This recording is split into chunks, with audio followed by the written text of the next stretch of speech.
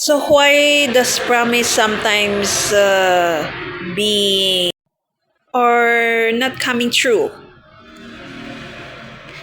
There are many reasons, but I advise that if you heard a promise, that's why we are being disappointed of expecting at that promise.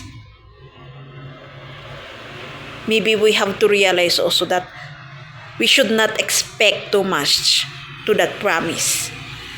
It will disappoint us again and again and again.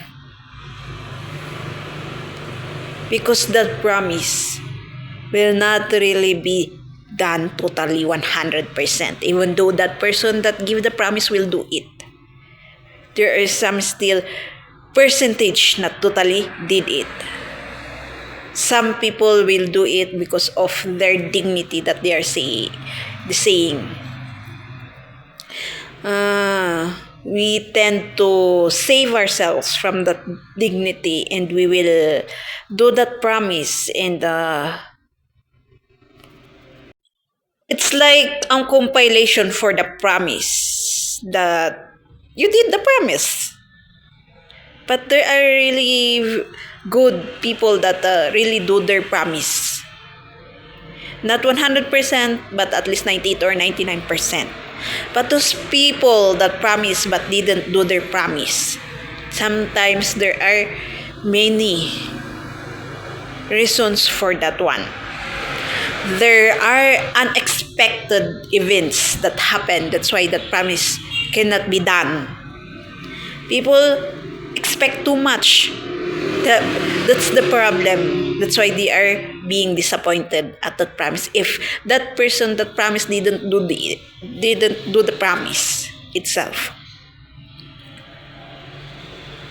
We have to understand that maybe something happened so that promise cannot be done.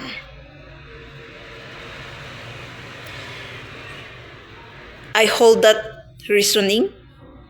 That's why I'm disappointed, but put it in the mind that maybe that person didn't do the promise because something happened. Simple promises to big promises, right, will make you disappoint again and again and again. Then you will do disrespect to people or to that person, or won't bother in seeking at that person again. But we have to realize something also. Or didn't do that person just did a promise, then it's a routine that that person will do a promise, then won't do it again.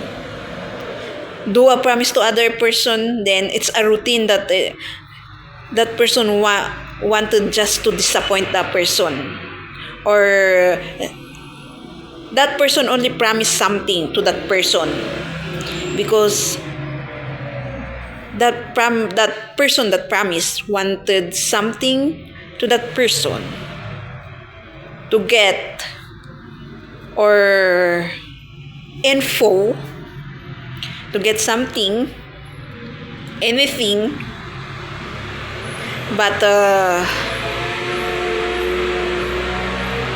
towards that person, because sometimes we cannot come to a person easily if we didn't say something or promise of. Some people are very hard to communicate with or bring the attention unless you bring something in the table. So that's hard also, being that kind of person. Maybe that person was experienced disappointments. That's why that person became like that. Or that person also is greedy, that that person this or any person that comes in towards it has to offer something. So it's the same. They will come together and they will clash one another. Then they will both disappoint each other. That's the oh, they got their own demons with one another. So better to go and ask that person why that disappointment. I mean that promise is not. That promise didn't happen.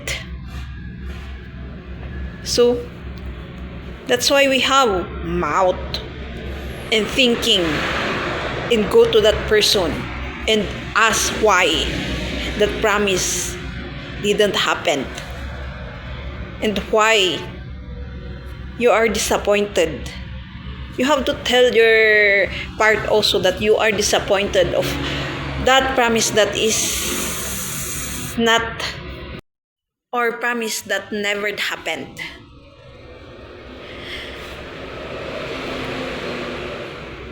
We have to really be confident and courageous in every situations. We don't just put speculation that this person really has no dignity itself or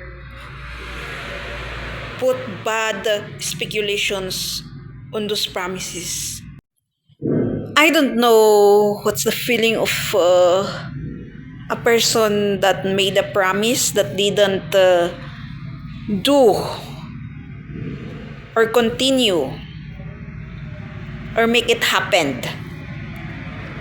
But for me, to try it depends really on the reasoning itself. Better ask the person that did that promise but didn't continue it. Maybe there's a big reason why. And of course, that's the most part also that people argue with and get hurt and hatred or angerness. But better really to ask.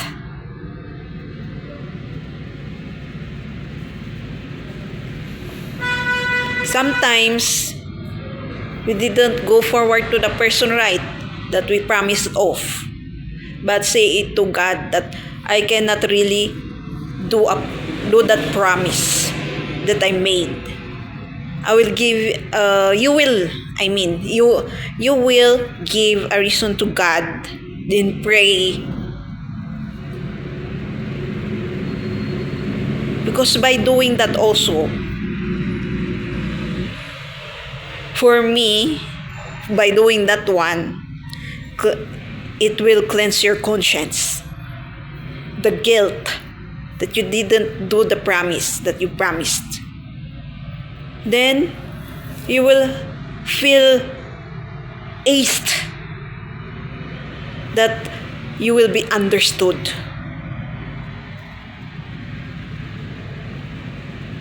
Well, you prayed. So